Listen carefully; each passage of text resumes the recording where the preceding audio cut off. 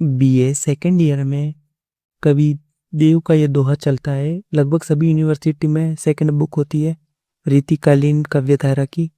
रीतिकाल के एक प्रसिद्ध कवि कवि देव है। इनका ये दोहा है, जाके ना काम ना क्रोध विरोध न लोभ। इसी को आज हम इसकी व्याख्या करेंगे और ये पूरी व्याख्या आपको एक कहानी की तरह याद हो जाएगी। बस एंड तक देखना है आपको और बिल्कुल रटना नहीं है, बिल्कुल समझना है, एकदम आपको कहानी की तरह याद होगी। तो चलिए शुरू करते हैं। कवि देव कहते हैं, जाके न काम न क्रोध विरोध न लोभ छुए, नहीं क्षोभ को छाहो, मोह न जाई रहे जग बाहिर, मोल जवाहिर तो अति चाहो।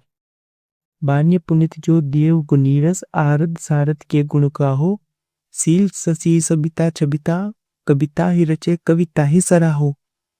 मतलब क्या होता है इसको मतलब हम समझते हैं कि इसमें कवि ने क्या है कि कवि की विशेषता बताई कि कवि कैसा होता है, कवि कौन है, कौन कवि कहलाने के लायक है। तो इसमें कवि देव कहते हैं कि श्रेष्ठ कवि अर्थात वो कवि श्रेष्ठ है जिसके भीतर काम क्रोध लोभ की भावना ना हो, क्रोधित व्यक्ति नहीं हो, वही क्या है, श्रेष्ठ व्यक्ति है। किसी की बात का विरोध नहीं करता हो, किसी की आलोचना नहीं करता हो, वो व्यक्ति कैसा है या वो कवि कैसा है, श्रेष्ठ कवि है।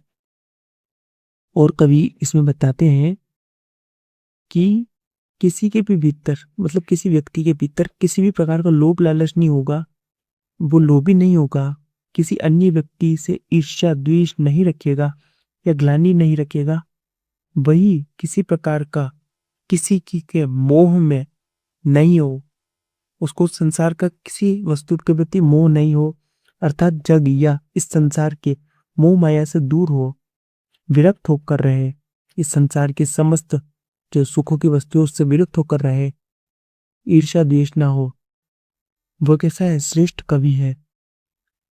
और आगे कवि कहते हैं, ऐसे कवि की जो कविताओं की रचनाओं का जो मोल होता है वह हीरे जवाहरात के समान होता है। यहाँ है ना, मोल जवाहिर तो अति चाहो, मतलब जिनके भीतर ये प्रवृत्तियां नहीं होती काम क्रोध लोभ की, तो उनकी जो कविताओं जो रचना होती है वो किसके समान होती है, हीरे जवाहरात के समान होती है, हीरे मोती के समान होती है।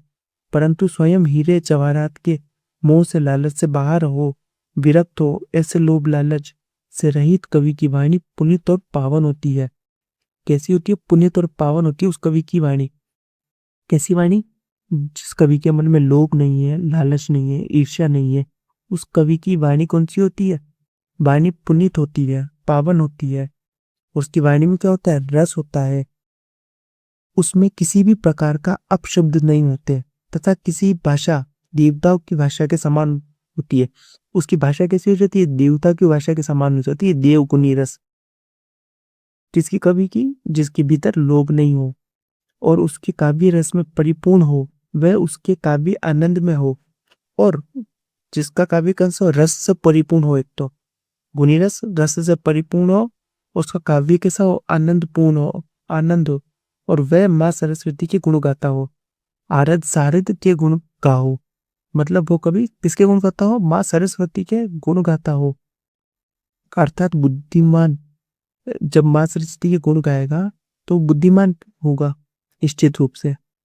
सील रससी अर्थात सील ससी यह शब्द आया है, इसका अर्थ होता है कि चरित्र चंद्रमा के समान शीतल हो, अर्थात उसका चरित्र कैसा हो, उच्च कोटि का हो, उसका चरित्र सील ससी के समान हो, उच्च कोटि का चरित्र हो।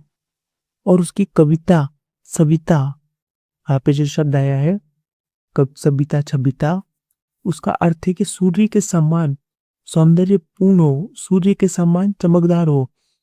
और उसकी जिस प्रकार सूर्य चारों तरफ प्रकाश फैलाता है चारों तरफ, उसी प्रकार उसकी कविताएं जो है, रचना है, चारों तरफ अच्छाई और नीति का संदेश फैलाए। और जो कवि ऐसी कविताओं की रचना करते हैं उनकी सराहना करता हूँ। कौन कह रहे हैं, कवि कवि देव करते हैं।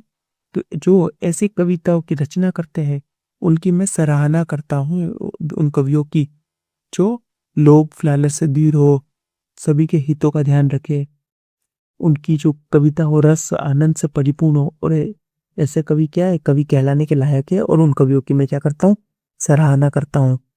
वीडियो पसंद आई हो तो लाइक